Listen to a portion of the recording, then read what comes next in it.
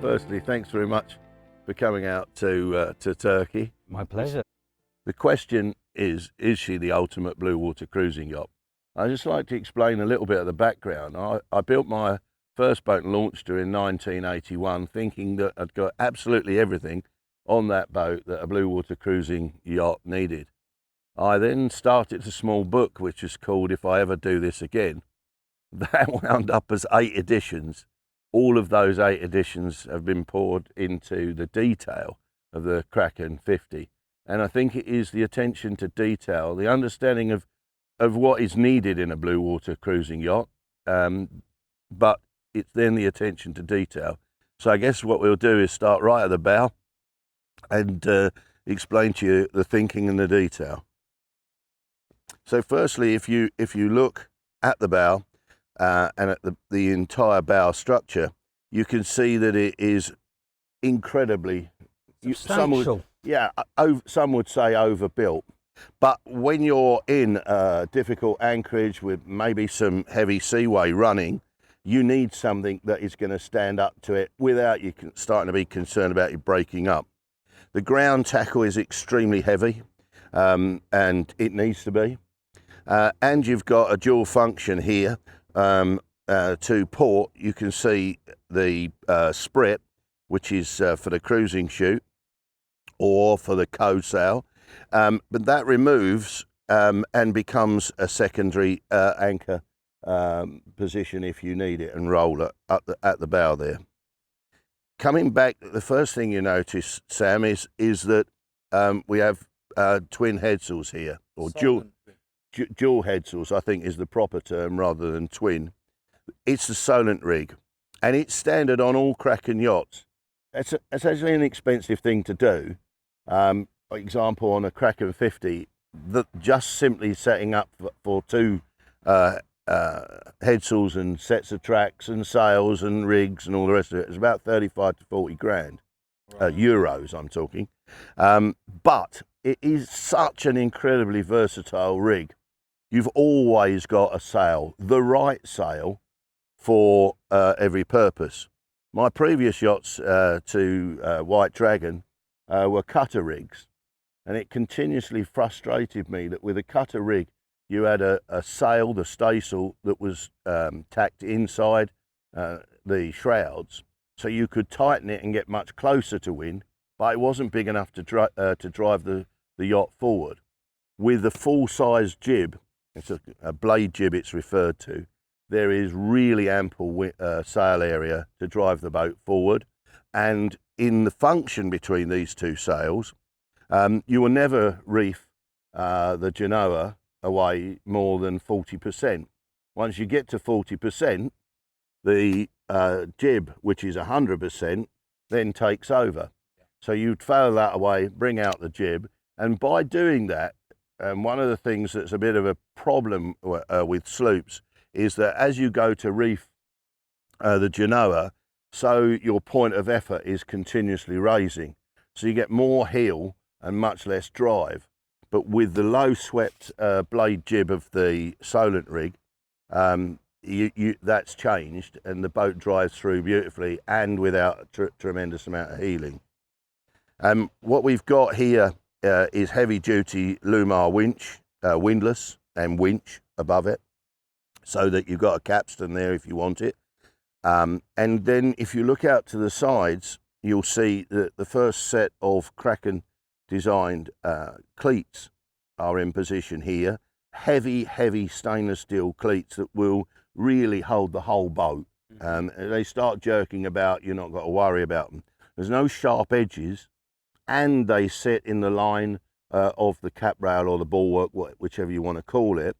One of the things that we really don't like is it's very useful to put the stanchions out on the cap rail and to try and keep the decks clean.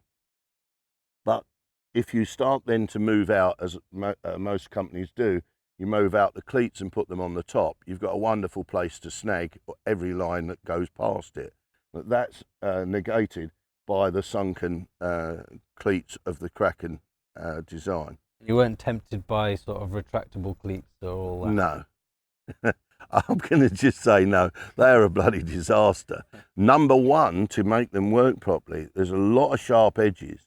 And if you leave a boat on a berth for a few months at a time, and it's all the time on that sharp edge, you're going to find that your boat's going to be drifting away.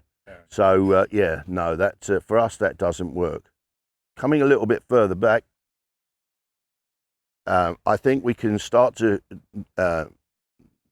illustrate further that this boat is built really specifically for blue water cruising. It's our belief that there isn't a boat for all purposes. And if you want a blue water cruising boat, you've got to have a blue water cruising boat. And an amalgamation of those two, performance cruiser, blue water performance, all of that stuff really doesn't work for us. And that particularly is illustrated when you come to one of the biggest issues for a blue water cruising boat, and that's adequate storage, and particularly gear storage. I'm going to just open up the forward lazarette here and show you exactly how seriously we take storage and a Kraken yacht.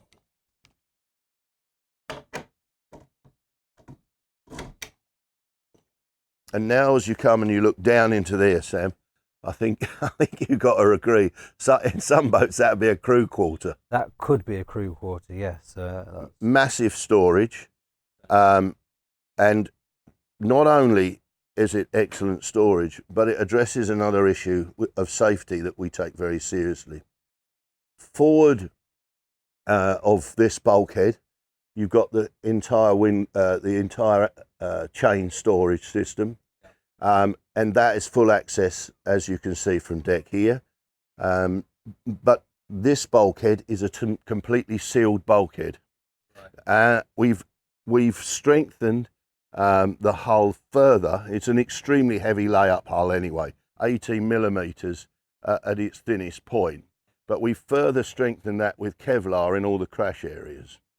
And this bulkhead is then a completely sealed bulkhead, and this bulkhead is also a completely sealed bulkhead, and there are bilge pumps in here so that should you take an impact, this is the likely area, and should, in the unlikely event it manages to penetrate the hull, actually this area can be pumped dry and it won't ingress into the rest of the boat. Yeah, okay. Another important feature here, just considering the blue water yacht and the way the guys, you're traveling around various marinas in the world, you don't know whether you're going to be able to get your shore power lead to reach to the boat often. I don't know if you've come across that problem in certain marinas. Yes, indeed.